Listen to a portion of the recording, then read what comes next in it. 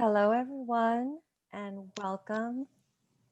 And thank you for joining us for our Emerging Filipinx Writers event presented by PAWA and the Digital Sala.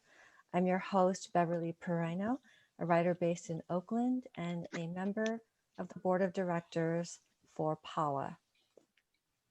PAWA is a nonprofit literary arts organization and independent publisher based in San Francisco.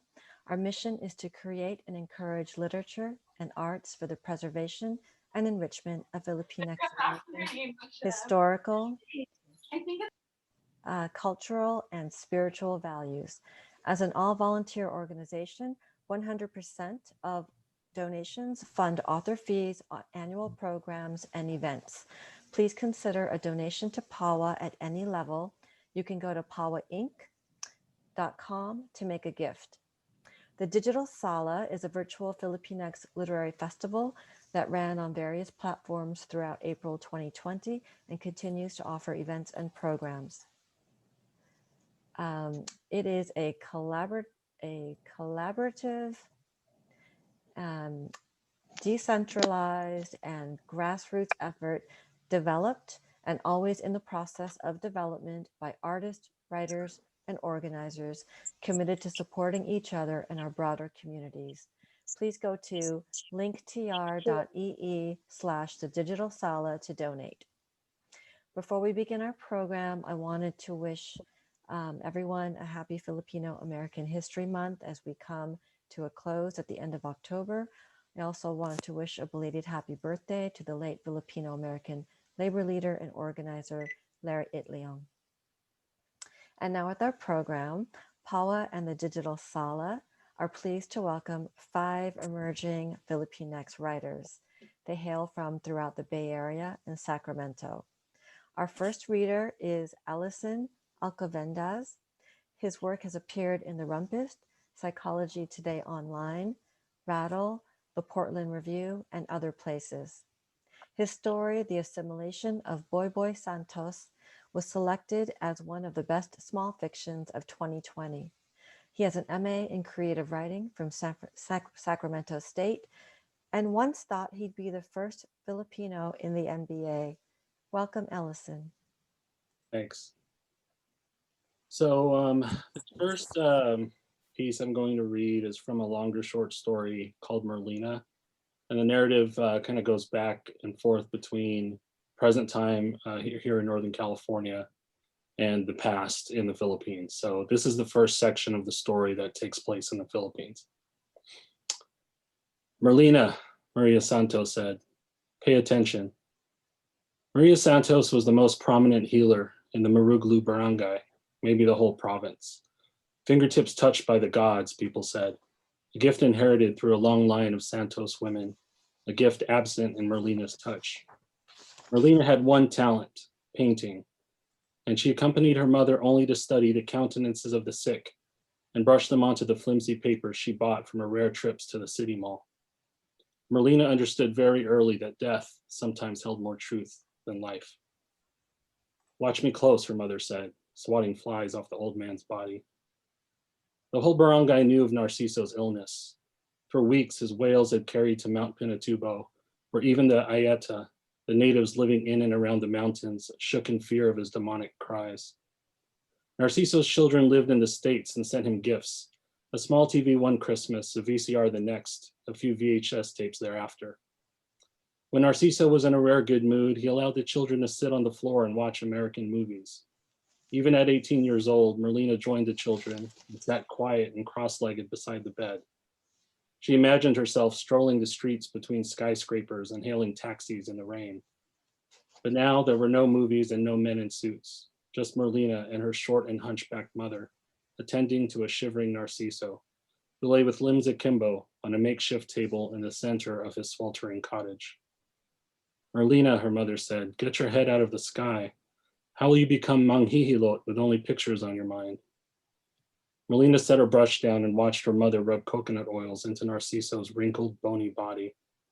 Her mother pushed down along his spine, then raised his leg slightly, jabbing her fingers into Narciso's purplish flesh. She continued onto his arms, pinching and massaging in small circles then onto his neck, stopping just under his chin. She pushed upwards with her thumbs just under the jawbone. Something bad is here, Maria Santos whispered to the wailing man. Ay, Matanda, what did you do? What is it? Merlina asked. Very bad spirit, her mother replied. She shook her head and handed Merlina a half-empty bottle of coconut oil. I will get the candles at home. You stay. Keep the flies away. Put oil on his neck when it is dry. Nanay, Merlina said, pouting, but her mother was already out the door. Merlina stood at the threshold, ready to follow her mother, but she heard Narciso's table rocking back and forth as though the spirit had grabbed hold of his rib cage. So she shut the door and settled back at her original seat across from where Narciso lay. She placed a new sheet of paper on her lap and studied Narciso's fly-covered face. Merlina always had trouble painting men. She didn't know them and didn't care. Her mother had given her no brothers, and her father left years ago to get the family settled in America but never returned. Sometimes the young men of the village would bring her flowers, but she would only stare at the boyish hardness of their faces and they'd scamper away in frustration. The same hardness had fallen out of Narciso's face long ago. Patches of soft wrinkles lined his forehead, and skin sagged loose at his cheeks. Merlina touched the tip of her brush into a bowl of homemade paint, tracing easy curves to form the old man's chin. She gave him smiling lips and an inhaling nose. All the stray hairs crawling out of his face she erased, and she gave him longer ears, ears that could hear. For eyebrows, she grabbed a new brush and dipped into the brownish gray tinge of Pinatubo's volcanic ash. She made his eyes youthful and wide, with only small dots of pain, and she shaded his skin the color of clay. An hour passed before she realized Narciso had stopped shaking and all the flies had disappeared. He lay still on the table, his skinny chest rising and falling. Merlina tiptoed to him, unsure if he was asleep or had just reached the peaceful moments before death. His eyes opened. Salamat, he whispered, wrapping his warm fingers around hers. Merlina withdrew her hand and stepped back, surprised at the knowing expression on Narciso's face, as though he'd seen the light and come back. Salamat, he repeated, closing his eyes again. You saved me. Okay, so that was the first piece. And the second one is a flash fiction. It's supposed to be published sometime this year, but I haven't heard back, so we'll see. This one is called Anak, or the Reasons for Things. I just married a white girl, and nobody cares about the color of her skin except my father, the same man who calls himself the Filipino Casanova, which is hard to imagine with his fake teeth and half-burnt face. A chemical attack in a war, he insists. She got money, he asks? It's that buttery voice. The same one he says would have made him a crooner or radio personality or game show host if he'd been born at the right time in the right place with the right skin color. And maybe I can imagine him smooth talking a woman, but he lives in a storage unit, so where would he take her? Her family does, I say. His taut, stubbly face breaks into a crooked expression of hope. And there he goes, the storyteller, the oral traditionalist, bathing me in his surefire profit-making proposals as he shuffles around a mostly empty unit like a businessman in a hand-me-down power suit. It's all stuff I've heard before. A chicken fighting ring, a restaurant centered around Auntie Clarita's famous ketchup spaghetti, a professional basketball league for short people only. Cutting edge, he says more than once, insisting on English. But he tires quickly and sits on the mattress of the floor and lights a cigarette. It's not my money, I say. I know, Anak. Smoke shrouds his face, but the word blasts through like a missile in the war he was never in. This tender word, child, reeks of desperation on his lips. This man with at least 7 kids that I know of in at least 2 other countries with 3 other women who are not my mother calls me that? Here, I say.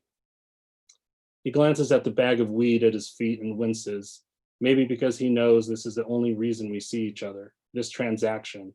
But now he's talking again, the academic, the sociologist, a history lesson this time about Filipino obsession with white skin due to colonial rule under Spain and America. He reminds me he has never been with a white woman. Their skin so fair you could see your fingerprints dissolve into them. And he's just so impressed with me and my white job, my white house, my white wife, my white life. So impressed.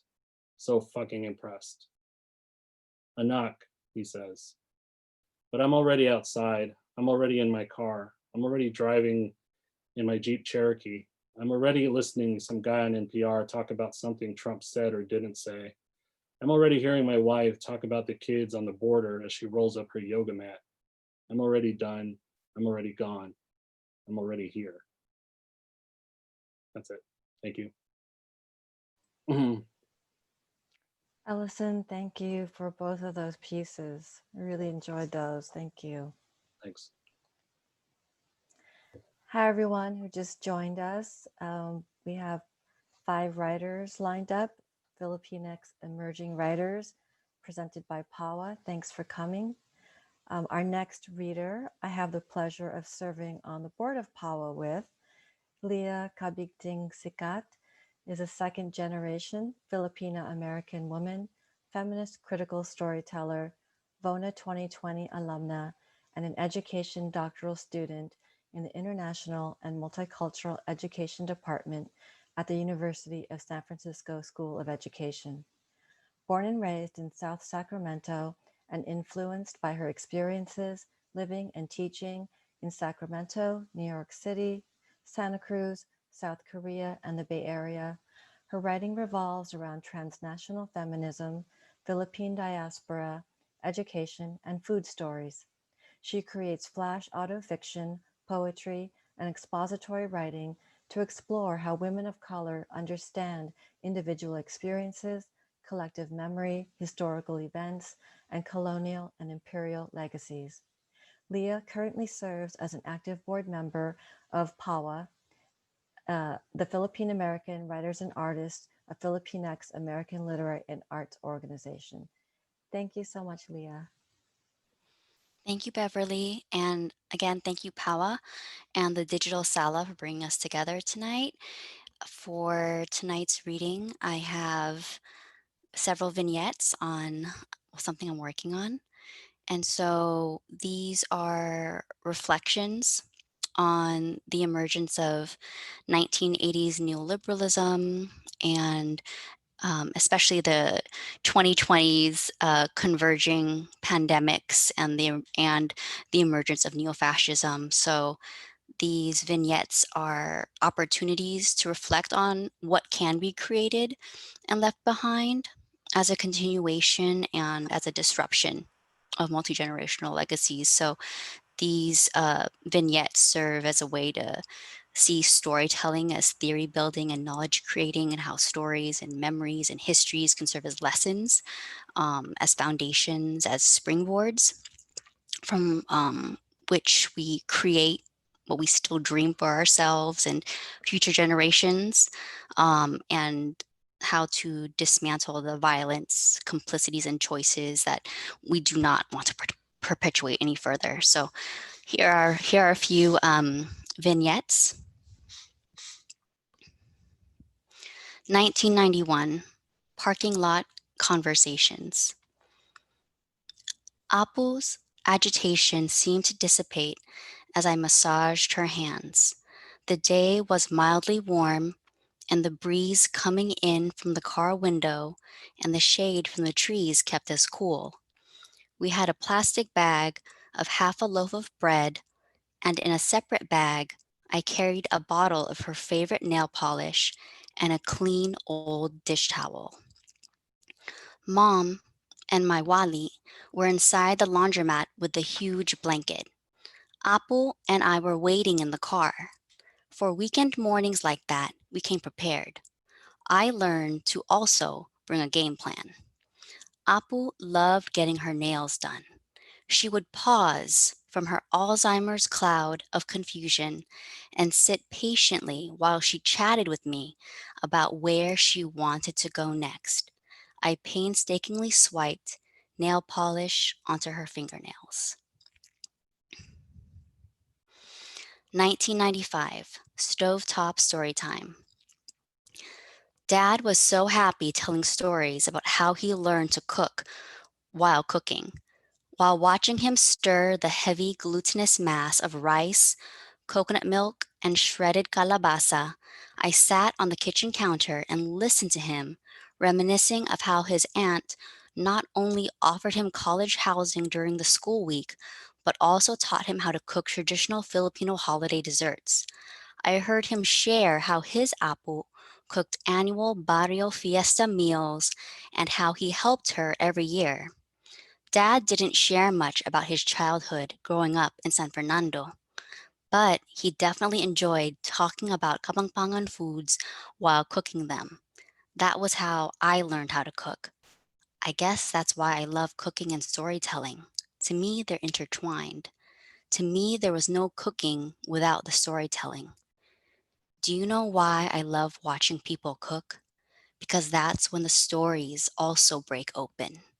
That was when I heard stories about their youth. That was when I heard stories about beloved family members of years gone in places that no longer look the same. Mom shared stories of how she learned to make spaghetti and of watching men on the farm hull the rice harvest. She shared of how she sometimes accompanied her mom, my apo, on trips to Baguio City and Manila. Of course, talking about food is a gateway for me the way that talking about feminism is paramount to my worldview. Women tend to do the bulk of household cooking. Of course, I grew up with my dad, inkong, uncles, cousins, and even my baby nephew cooking at home. My baby nephew insisted on cooking pretend scrambled eggs for me by pushing a plastic Easter egg with a wooden spoon in a frying pan. I always felt shocked when other girls mentioned how their fathers, brothers, and cousins didn't cook or clean. I knew that's what happened on TV and thought that's what happened in white families on TV, but figured that didn't happen with people who look like us. The recipes have always been stories to me. How something is done and what is being made has always been a form of storytelling. Cooking has always been a form of reading and time travel. 1990 Living Room Observations. I remember looking out the living room window of my family's home in Angeles City. Outside on the dusty street, a local Filipino woman and an American soldier in uniform were walking arm in arm around each other's waists. That was my first experience seeing a real soldier in real life who wasn't just a character in a TV show or in a movie. And I wondered why he was here. Why was there an American soldier in my family's neighborhood? Going outside the subdivision, my mom and I rode a jeepney from the market through the checkpoint and to the intersection of the neighborhood where my grandparents, aunts, uncles, and cousins lived. The border of our housing division was literally called checkpoint. Nokirin kang munta. Where are you going? Munta kami kang checkpoint. Going to the checkpoint. That was a common thing. Going through the checkpoint and seeing American soldiers in our neighborhood in the Philippines was a common thing. Across the street from our neighborhood was the American Air Force Base, Clark Air Base, Checkpoint, MacArthur Highway, the Cherry Club, the Dolce Vita Club, and the American Hotel. Brown skinned Filipino women standing on the porches of the bars and restaurants, sunburnt white Americans, Australians, Germans, and British men, different ethnicities of American soldiers, and Filipino soldiers in the neighborhood where my family lived, where the local economy revolved around the U.S. military base right across the street. U.S. imperialism and militarism around the corner from my apu's house. The commodification, exploitation, and objectification of Filipino women's bodies and sexualities amidst the military imperial economy. I didn't understand why they were all there. I didn't understand how they coexisted together in Balibago, past the checkpoint, and around Clark Air Base. All I knew was that they were there and that we were also there and that they were in our home. Back in Sacramento, my relatives had been in the US Navy. They had enlisted when they were young men in the Philippines as a way to seek opportunities and success. A lot of the women in my family had been military wives. The transnational connection of how US imperialism showed up in our homeland and neighborhood in the Philippines migrated to where we lived in Sacramento with two military bases and with a nearby military base in Fairfield. When I think of militarism, I think of how women of color are affected by exploitation, violence, and imperialism, and how they are connected to histories and legacies of colonialism, imperialism, and settler colonialism. Do we have time for one more? Sure. Okay. 1992. Suman keng Pasko. The smell of banana leaves reminds me of Christmas time. Every holiday season, my dad prepared suman bulagta, his specialty dessert, among his other annual holiday traditions of cooking kalabasa with malagkit and coconut milk to make biko, steaming mini cupcake tins of atsuetek tinted kuchinta, and cooking cakes of rice flour into palitaw. One of my tasks was to dry the washed banana leaves. While I knew that the scent of pine cones, cinnamon sticks, and spiced apples were sold to me as the quintessential Christmas scent, as a second generation Filipino kid born and raised in California, my memory spotlights the earthy, piquant fragrance of banana leaves ready to wrap and steam soaked grains of rice. There was no such thing as just sitting back and watching my parents cook. Everyone at pretty much any age and every gender was expected to help prepare the food. Starting early in the day after family breakfast while watching Saturday morning cartoons, my sister and I sat at the dining table, snipping arm's length of string and lined them up on the tablecloth.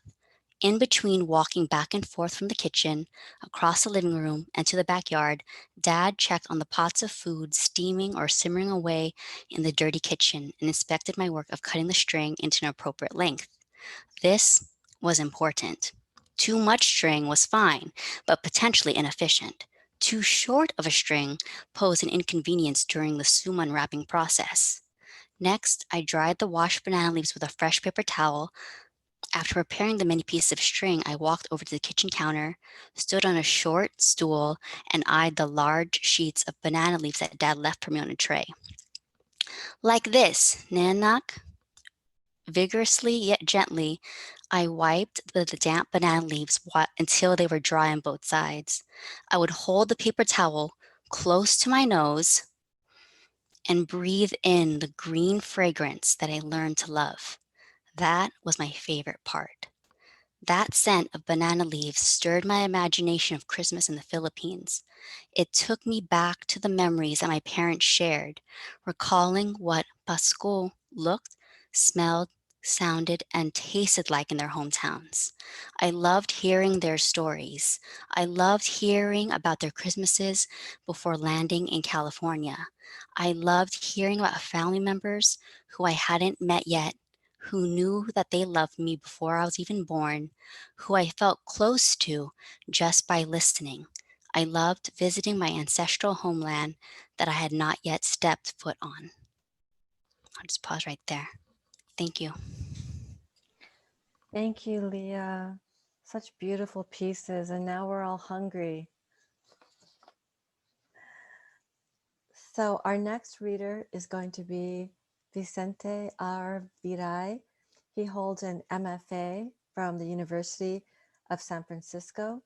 His writing has appeared in California Northern, Chelsea Station, Aduchi, the Greensboro Review, and Mary, a journal of new writing, among other places.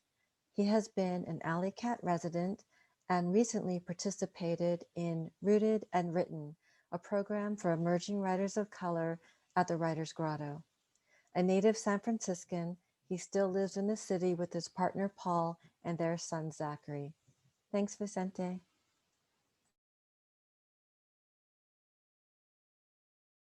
You might need to unmute.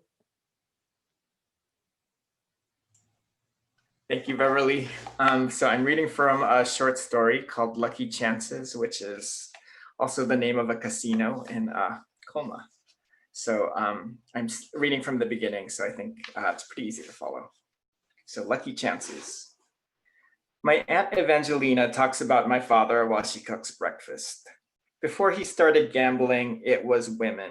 He would juggle 2, 3 girlfriends at a time, thinking he was so smooth, so macho.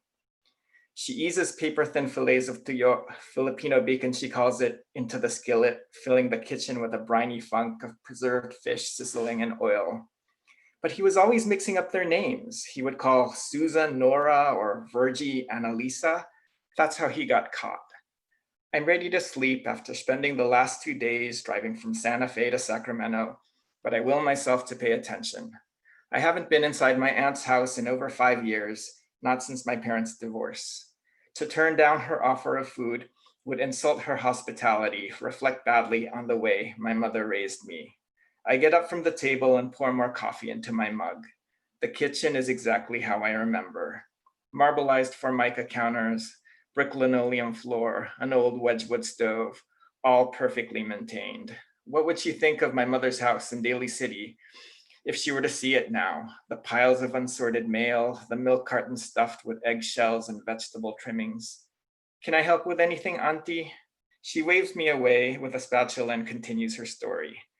Well, your ma, she taught your pa a lesson. He once called her Vilma, the name of another girl in her sorority. And do you know what she did? She threw a plate of spaghetti at him, right in the middle of Casa Armas, the fanciest restaurant in Manila. My aunt is a small woman, barely 5 feet tall, but the laugh that erupts from her belongs to someone twice her size, a full-bellied guffaw that makes her whole body shake. Worried she'll knock the skillet off the stove, I gently move her away. Let me show you, she says, still gasping for air. She washes her hands and pulls out an old photograph of my father from the drawer. He's wearing a cream polyester shirt splattered with red. I took this when he got home. Your Lola was furious. She couldn't get the stains out. But you see why all the girls were after him. He looks just like Elvis. The Elvis Presley of the Philippines, I say. And I'm not kidding. His hair is slicked into a pompadour, and his clothes fit so tightly they may as well be painted on. Though his cheeks are still plump with baby fat, his lips are frozen in a half snarl, his nostrils flared, his eyes knowing. So handsome, my aunt says, moving the picture closer to her face. He'll get his looks back. Just wait. My father is a vain man. He can't walk past the mirror without checking his reflection. I've seen him primp and fix his hair in front of cars with tinted windows, indifferent to whether any passengers were still inside.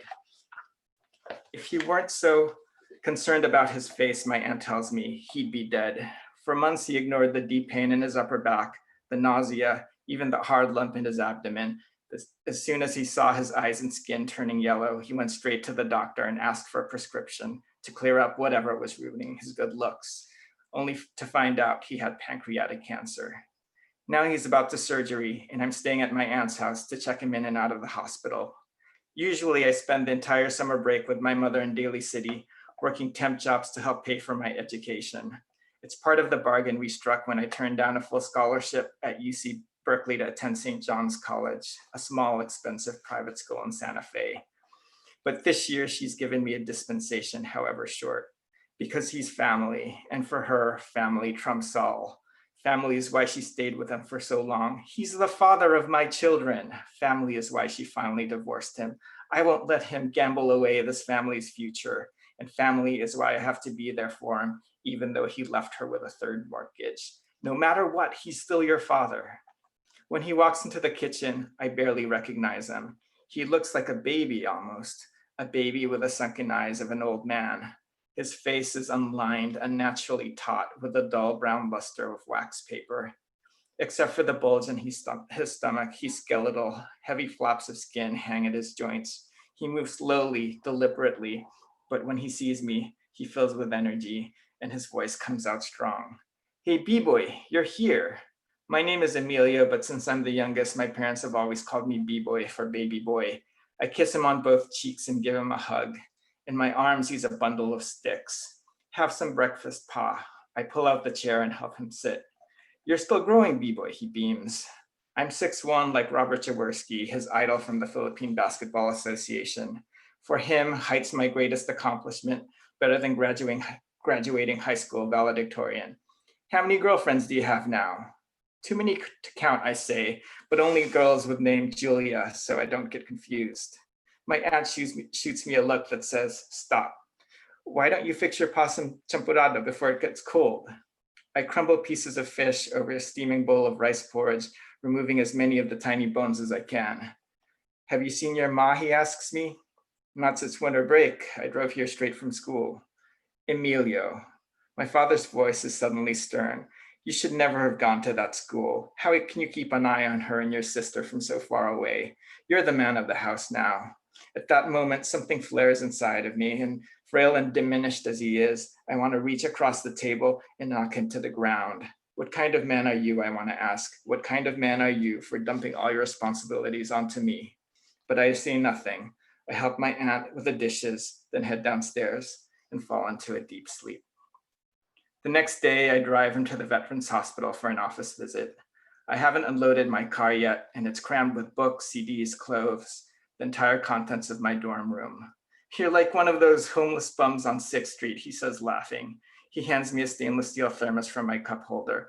For your change. Now all you need is a cardboard sign and a shopping cart.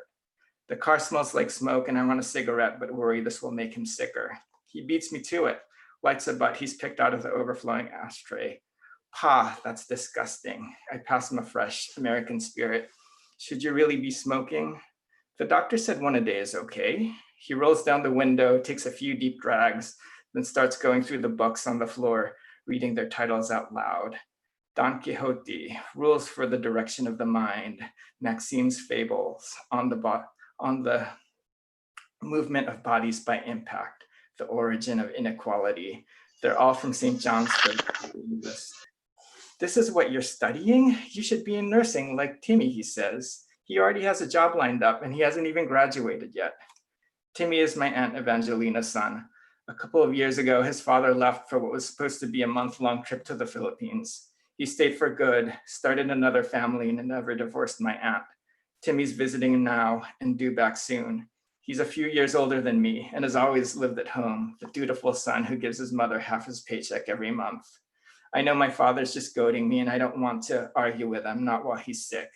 We've had this conversation many times before. I tell him St. John's doesn't have professional options or even majors, that the point of the Great Books program is to provide a classical humanistic education, that there are more reasons to get a degree than land a high-paying job. He dismisses everything I say with 2 words, walang cuenta, meaning what you've chosen doesn't add up, has no value for me. Thank you. Wow, thank you, Vince. It was wonderful. So now we have Sheila. Where are you, Sheila? Sheila Navarro Enriquez was born in Mendez, Cavite, Philippines, and raised in I never say it right, Suisun City, is that right? California.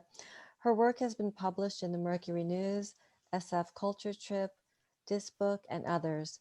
She was awarded fellowships from Squaw Valley Community of Writers and Napa Valley Writers Conference, and received the Loho Foundation Scholarship and the Amanda Davis Fiction Award. She earned an MFA in creative writing from Mills College and has more than 10 years experience as an English teacher. Currently, she is writing a collection of short stories titled Otherland and is the curriculum and instruction specialist for South San Francisco Unified School District. She lives in South San Francisco with her husband and enjoys cooking her mom's recipes in her new pressure cooker. Thank you, Sheila. Thank you, Beverly, for that great introduction. I recently moved, so I'm in the Concord now. But thank you, Beverly and PAWA and the Digital Sala for providing this space, this opportunity. I remember growing up, there wasn't a lot of Filipino-American writers that I could follow. I think there were 2 major ones, Jessica Hagendorn and Carlos Bulasan. And then, there was these other writers, but those were the primary ones. So it's good to be a part of this event tonight that honors and represents many different backgrounds and different types of storytelling. So I'm honored to share this space with Leah, Vicente, David, and Elison. So I'm going to read a couple excerpts from 2 different short stories. This first short story is called Sinking, and I'm just going to read a little bit of the beginning. On the ferry boat on the way to visit his son, Robert Dela Cruz entered the ferry's small bar and sat on a bar seat cracked from overuse. He unbuttoned his pea coat and ordered his usual drink, Johnny Walker Black with 1 ice cube. He took a long sip and he saw a woman click-clacking her heels on the floor, looking flushed and hurried, dragging her roller luggage down the narrow aisle, hitting the walls with her bulbous corners of her pink suitcase. She was dressed in a black cardigan that hugged her rounded chest. With 1 button undone, it was almost embarrassing for Robert to stare so long at her cleavage. He smiled and bit the rim of the glass and then picked up the cold cube with his tongue before he began to hit it with his molars before he began to crunch it, then chew it. He watched her look around, feeling his body react to her full ensemble. A tight business skirt that ended above her knees and a paisley scarf wrapped around her slender caramel neck. She could have easily been mistaken for a flight attendant, and the very thought ignited a goad in Robert that made him wipe his salted lips with the back of his hand. The captain made an announcement over the speakers, and soon there was an uproar of an applause with the passengers, and Robert could imagine their rusted silver chains slowly pulling the port anchor from the forecastle room, slightly lifting and pushing the boat to stream forward. In excitement, Robert ordered another drink and eyed the woman as she sat 3 seats to the left of him. She ordered tonic water with lime. "Can't sit in the bar and not order a drink," Robert said, surprised by the stiffness yet casualness in his voice. The bartender looked at him in a sheepish way as to say Robert had no right to speak to this woman who was clearly out of his league. "I don't drink," she said as she took out a cigarette from her purse. She placed it in the corner of her mouth and her dark crimson lipstick stained the brown paper filter. With her eyes closed, she flicked her lighter and held it to her head. The bartender cleared his throat, tapped on the bar, and pointed to the no smoking sign. "Oh, shoot, I forgot we're not in Texas." She put the cigarette away. Frustration permeated through her tight, rueful smile. "I hate being in the water. Smoking is the only thing that calms my nerves." She had large brown eyes and thick eyelashes that frayed out in tight curls. "Oh, it's a short ride. It's only 2 hours. We'll be in Birmingham in no time." Robert lifted his glass to her, feeling silly to initiate a cheers when she was only drinking water. "You from Texas?" he said. Robert rubbed the wedding band on his ring finger and noticed it needed a deep cleaning. Embarrassed, he hid his hand behind his cup. The woman nodded, looked around the room, and probably surveyed what Robert had already noticed. They were the only passengers inside. "I was stationed in Kingsville. Have you heard of it?" Robert said to break the silence. "Stationed? Are you in the military?" She swirled her entire body towards him now. She crossed her legs and Robert noticed a run on her pantyhose above her knee. "I was retired from the Navy after 20 years. "Ah, so you're a squid. You're used to being on a boat then with all this motion." She flared her arms like pretend waves, and he noticed only 2 pieces of jewelry on her, a loose bracelet around her tiny wrist and a gold band around her middle finger. She dropped her hands and wrapped them around her glass. "So if anything happens, you'll save me?" Robert chuckled and moved his hands behind from his glass to the bar. "I suppose," he said. "But yes, I've heard of Kingsville south of San Antonio, right?" she said. "Yes. A lot of Filipinos in that area. Are you Filipino?" She cuddled deeply in her seat, looking more comfortable when Robert nodded his head yes. "Me too, Mestiza. My father is American from Dallas. My mother was born in Manila." She hesitated before she pushed her hair to the back of her tiny ear. "Kumusta ka? Am I saying that right? I always sound so weird when I try to speak Tagalog." Robert smiled and chuckled, not because of her forced accent, but because he finally realized who she reminded him of, Joanne Siblad, his ex-girlfriend. Okay, the second one I'm reading is a little lighter. It's called Los Angeles. Years ago, in another life, I woke and looked out the smeared window of a Greyhound bus I had been riding all night. Inside the bus, it resembled the casino I had just left. Now 45 miles away, dark, no sense of time, breaths heavy with whiskey and smoke. My seat was broken, so I couldn't recline like the person in front of me. I could only see the top of the young girl's head where her hair was coiled in a tight bun, secured with a red corduroy scrunchie. I thought about grading the last of the English test, reasoning it's probably the most responsible thing I could do at this point. I was broke, on a bus back home, and summer would be over in a few weeks. Instead, I took out a wooden rosary from my pocket.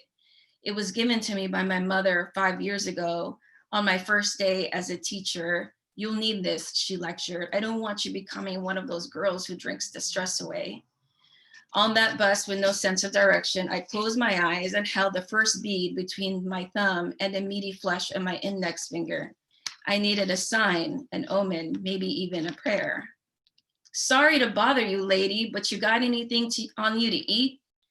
It was a young girl with a scrunchie. I adjusted myself in the seat, leaned back, and kept the distance. I held the rosary a little tighter. She repeated herself slower. "I asked if you got anything on you to eat." I looked around to see if she was talking to someone else. By now, the young girl hovered over the seat. I could imagine her weight sinking into the thickness of the cushion. A gold necklace written in cursive rested between her cleavage. "Brittany." My boyfriend spent all my money. I only have enough for the rice back to Los Angeles. There was something about the way she said Los Angeles, as if a T belonged at the end of the word loss. I only knew one other person who pronounced and spelled it this way. I squinted my eyes and looked carefully at the soft baby face, the same color as my rosary. "Brittany, is that you?" "It's me from 8th grade, your English teacher." Thank you. Oh, you stopped, Sheila. What happened? Okay, thank you so much. Great pieces. Such strong work everyone's presenting tonight. Thank you. So we are going to close out the night with David S. Maduli. He is a veteran public school teacher, DJ, and father of two. He is an alumnus of the Vona, Las Dos Brujas, and Napa Valley Writers Workshops, and he was the 2011 recipient of the Joy Harjo Poetry Prize. Born in San Francisco and raised all over, he is a longtime resident of Oakland. He completed his MFA in creative writing at Mills College with a fellowship in community poetics, and his work is most recently published or forthcoming in the Thames Review, Sonora Review, and Coeli Journal. Welcome, David, and thank you for all your help and assistance and partnership with PAWA, with the Digital Sala. Thank you. Right on, yes, and thank you, Beverly and PAWA, for all your efforts, and big up to Elison, Leah, Vicente, and Sheila. It's a real treat to hear you and be here with you all. I'm going to read some vignettes as well, like just kind of some different pieces, some prose, some poetry, some more fragmented language, as that's how I've kind of been writing during the pandemic. And they're all kind of meditations on land and this land especially, and most definitely respect to the Ohlone whose land this was and always will be. So various parts, I'll just read it straight through. Land acknowledgement. 1, your family's weekend drive from Lola's house in Outer Mission to the Presidio is a jagged, roiling run, impossible to trace by the tourists you spy lining up to catch a cable car down San Francisco's hilly grid. Past Glen Park Station, the road hairpins in the shadows of Twin Peaks. Water falls in the West Portal, then sinks into the canyons and gauntlet of trees around McAteer High. The grid is true here, You track the alphabetic order of streets: Quintana, Pacheco, Ortega, Noriega, Moraga, Lawton, Kirkham, Judah, Irving, into Golden Gate Park. From one side to the other is not a straight line, more like a half-remembered dream, dozing in and out between joggers and bicyclists and jarring you onto Arguello and up another grid. Geary, Clement, where you pull over for a box of fresh steamed Chopal tied with pink string, then the steepest ridge into the old army base, where you take photos with your sister, perching on cannons and standing barely taller than cannonballs. Then around to the old fort under the famous bridge, where dad folds down the back of the Volvo, mom opens the box still warm and dotted with moisture.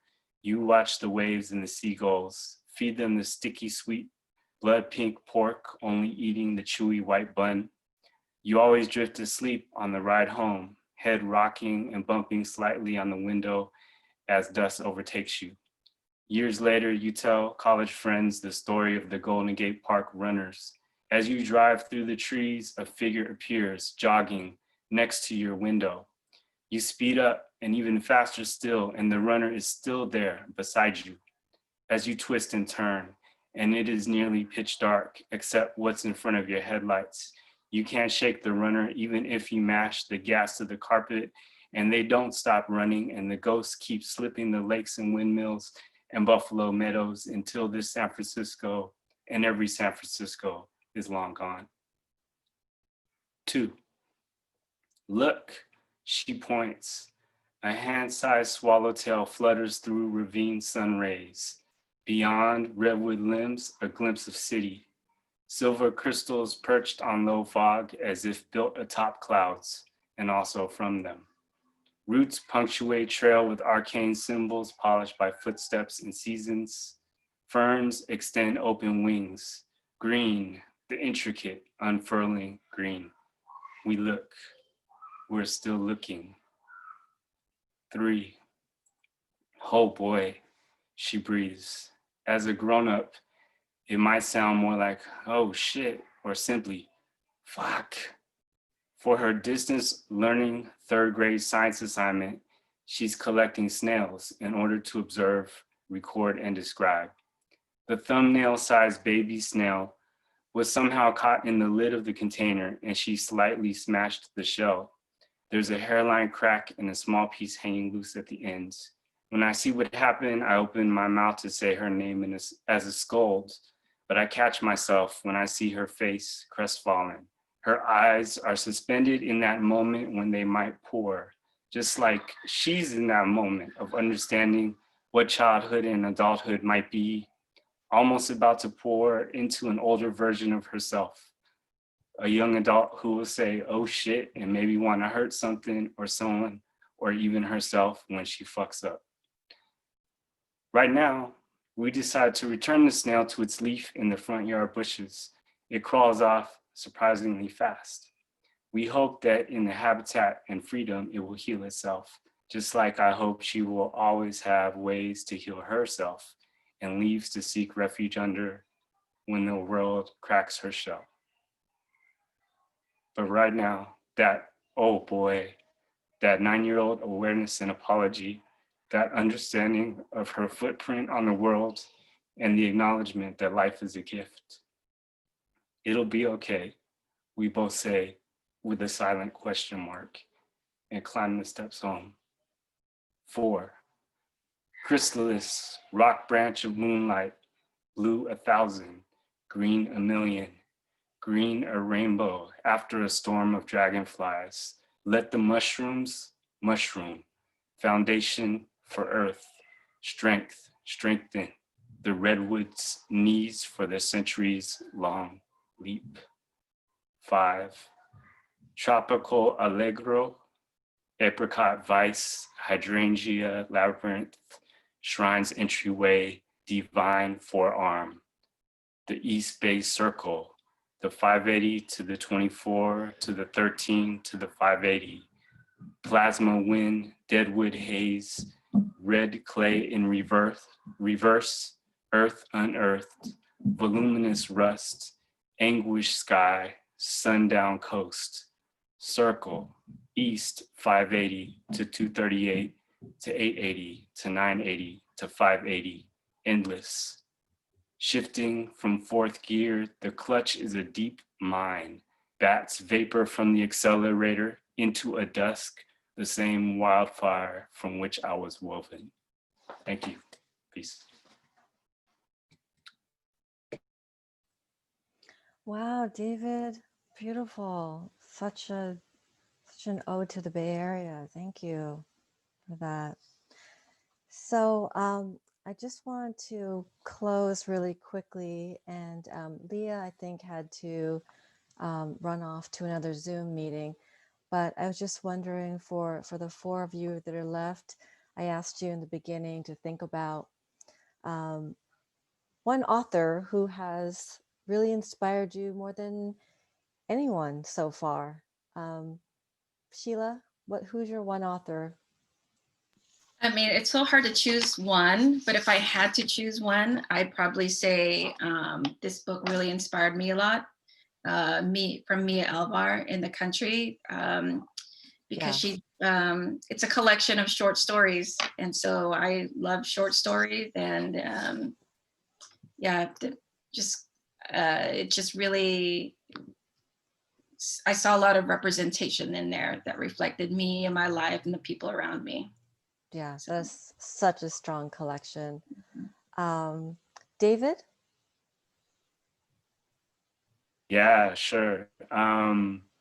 So, you know, one of my mentors, Willie Perdomo, would always say that, you know, like I think it's a quote from Neruda or yeah, I can't remember exactly who, but basically if your poem, you can't read it to like a fruit vendor or a construction worker and so forth, then your poem is pretty much worthless.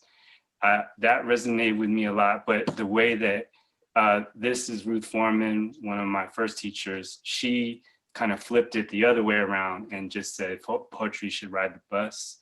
And that's kind of something that I've taken with me for all these years.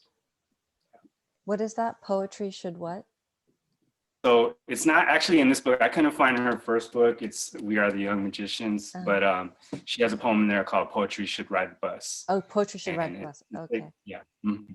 Thank you. Elison? I've been thinking about this since you asked, and I don't think I have an answer for you. It's a hard question. Yeah, I mean, if I had to pick one, it would probably be Marquez. Only because when I started writing, I thought, you know, setting and backstory was like the most boring thing, and the way that he turned it into just beautiful storytelling kind of opened my eyes to maybe some of the stories that could be told differently. And so I try to capture some of that in my longer form, but you know, it's a hard bar to reach. Yeah, definitely. And Vince? So I think the first writer that really just like made me want to be serious about writing was Alice Munro. And I still return to her work all the time. And I think one of the reasons that her work resonates so much is that, you know, the characters she writes about, the experiences she writes about are probably about as far as far from my own, but somehow through like the alchemy of her words, like you're crossing from one life into another, and just develop such a greater sense of empathy for different experiences. And she's the first writer who really like made me feel that I had crossed into another world. So still important to Wonderful. me. Yeah, she's amazing. She's amazing. Well, thank you all again so much for sharing your work with us. This has been such a wonderful event. PAWA hopes to do more, and we hope the Digital Sala will partner with us in promoting more Filipinx emerging writers. I just wanted to bring your attention to an event on Thursday. PAWA is presenting Grace Talusan and Saisa Cruz Bacani in conversation with Philippine-based broadcast journalist Howie Savarino. They're going to be talking about overseas Filipino workers in Grace's and Saisa's work.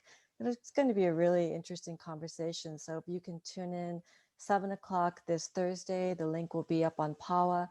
And then I know some of you know about this, but Veronica Montez will be giving a flash fiction workshop called Flip Flash on November 14th at 3 o'clock. And again, you can sign up.